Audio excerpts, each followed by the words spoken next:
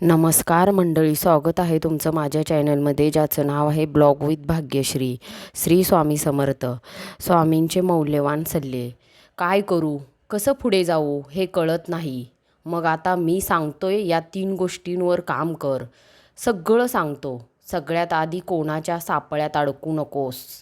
कायम लक्षात ठेव, प्रत्येक चकाकणारी गोष्ट सोनं नसते. चकाकणाऱ्या गोष्टींकडे आकर्षक होऊन तो एक दिवस दडपडतो.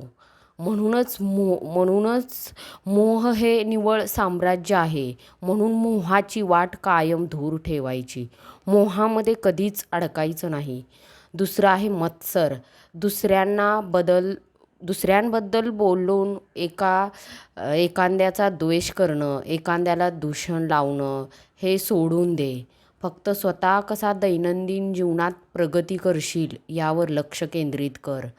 कारण मत्सर पुन्हा फिरून तुलाच भेटतो. याला माझ्या कर्माचा फेरा म्हणतात. तिसरं आहे भोग. भोग अगदी क्षुल्लक कारणास्तव तुझा क्रोधांगण होणं बंद कर. कुठलीही परिस्थिती शांतपणे हाताळायला शिक. उतळपणाचं पाणी खळखळाट फार असतो, पण पाणी कोणत्याही परिस्थितीत संत पाणी कोणत्याही परिस्थितीत न डगमगता स्वतःची वाट शोधून काढतंच. म्हणून संत पाण्यासारखं राहा, शांत राहा, पारदर्शक राहा, सतत पॉझिटिव्ह राहा. या 3 गोष्टी अंमलात आणल्या मग तुझी भरभराट नक्की होणार. कारण भिवू नकोस, मी तुझ्या पाठीशी आहे. काय झालं? गोष्टींमधून मार्ग कसा काढायचा कळत नाही. सर्वोपरी प्रयत्न करून सुद्धा अपेक्षित मार्ग दिसत नाही. तर त्यावर उपाय सांगतो. शांतपणे ऐक. इच्छा असेल तर मार्ग दिसेल आणि दिसेलच. आता तुला कदाचित दिसत नाही हे सांगतो. आता मी तुला म्हटलं चल उठ आणि तिथे जा.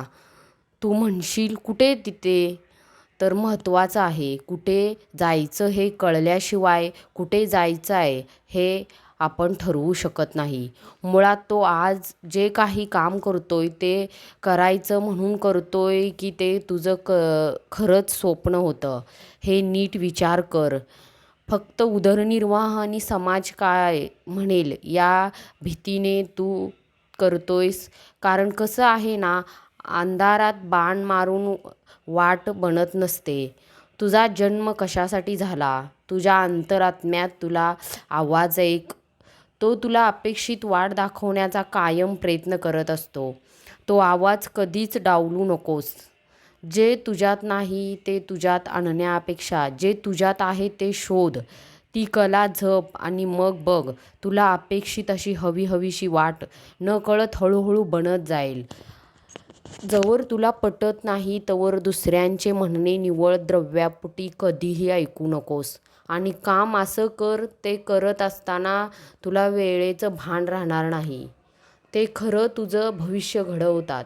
आणि हो, या दरम्यान भिवू नकोस. हे काम करत असताना कधीच भिवू नकोस. कारण मी तुझ्या पाठीशी आहे.